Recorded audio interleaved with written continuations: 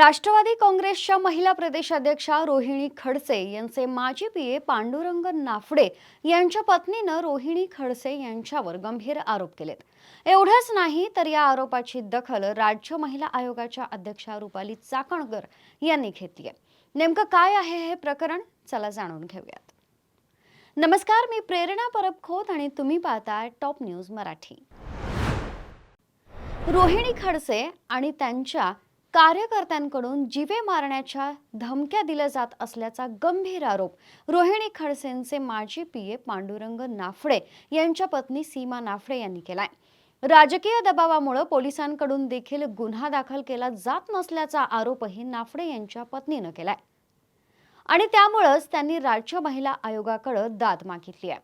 आता रोहिणी खडसेंचे माजी पीए नाफडे हे एका घोटाळ्या प्रकरणी आरोपी आहेत। त्यांच्या देखील सध्या ते फरार आहेत। घोटाळ्यामध्ये त्यांचं नाव आल्यानंतर रोहिणी खडसे यांनी नाफडे यांना कामावरून काढून टाकलं होतं। पांडुरंग नाफडे यांनी कोणता घोटाळा केला होता तर एक जुनं प्रकरण आहे। जळगाव दूध संघात नोकर भरती निघाली होती, त्यावेळी नोकर भरतीत मोठा घोटाळा झाल्याचा आरोप करण्यात आला होता।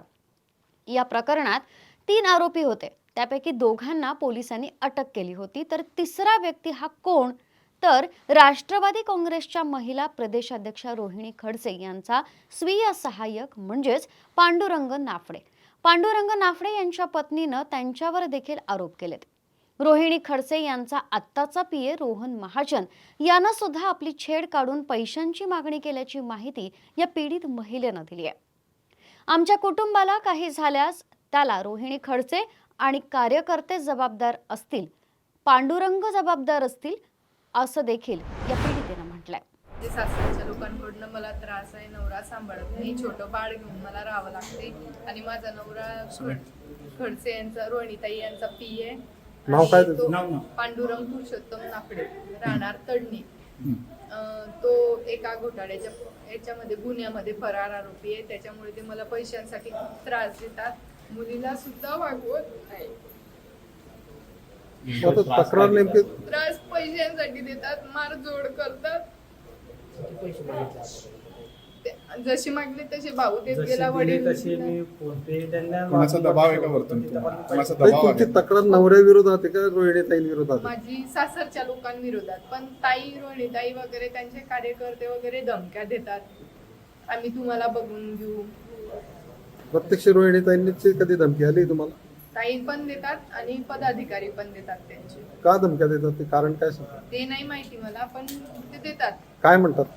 की बा आम्ही गुन्हा दाखल केला वगैरे, आमचं नाव घेतलं तर आम्ही तुम्हाला बघून घेऊ। त्या दबावाखाली मी आतापर्यंत गुन्हा नोंद नाही केला, पण माझ्या आणि मुलीच्या भविष्यासाठी मी आता गुन्हा नोंद करते। किती आतापर्यंत पैसे तुम्ही दिलेले? मी मी अशी कॅश त्यांना 30,000 दिलेले होते आणि असे ऑनलाईन त्यांना लॉजवरती दिलेले आहे। तो फरार आरोपी फरार असताना लॉजवरती पैसे दिलेले। रक्कम किती दिलेली आतापर्यंत?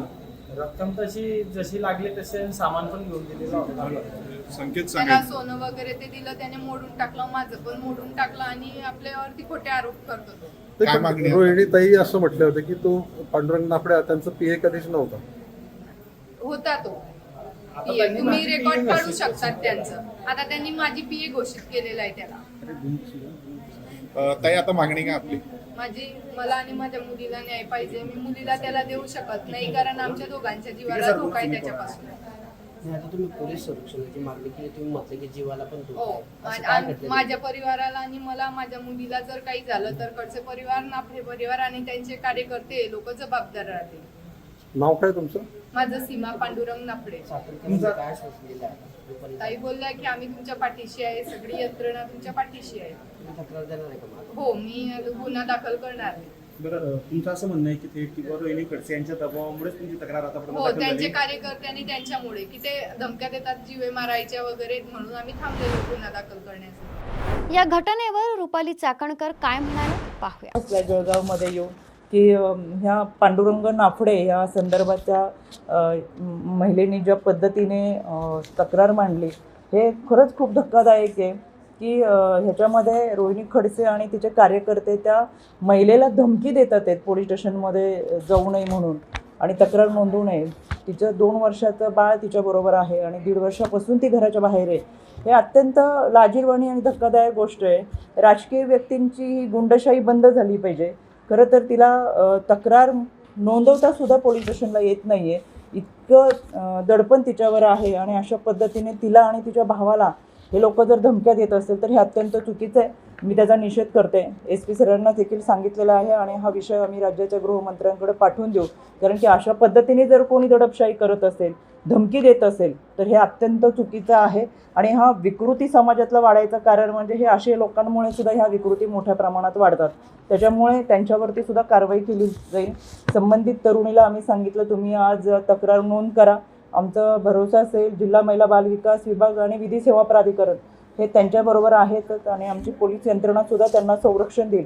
त्याच्यामुळे कोणाच्याही धमकीला बळी पडू नये. जी काही घटना घडलेली आहे ती त्यांनी मांडावी. तर एकीकडे गंभीर आरोप, दुसरीकडे राजकीय वाद, हे प्रकरण नेमकं कोणत्या वळणावर जाईल हे पाहणं महत्त्वाचं ठरणार आहे. राज्य महिला आयोगाकडून कारवाई होईल का? पोलिसांची भूमिका काय असेल? आणि रोहिणी खडसे यांचा या आरोपावर काय खुलासा असेल याकडे आता सगळ्यांचं लक्ष लागून राहिलंय. ताज्या बातम्यांकरिता पाहत रहा टॉप न्यूज मराठी. आपला महाराष्ट्र, आपली बातमी. घ्या परदेशात भरारी, तेही सर्वसामान्यांना परवडणारी. 1 रुपया भरा आणि थायलंडमध्ये फिरा.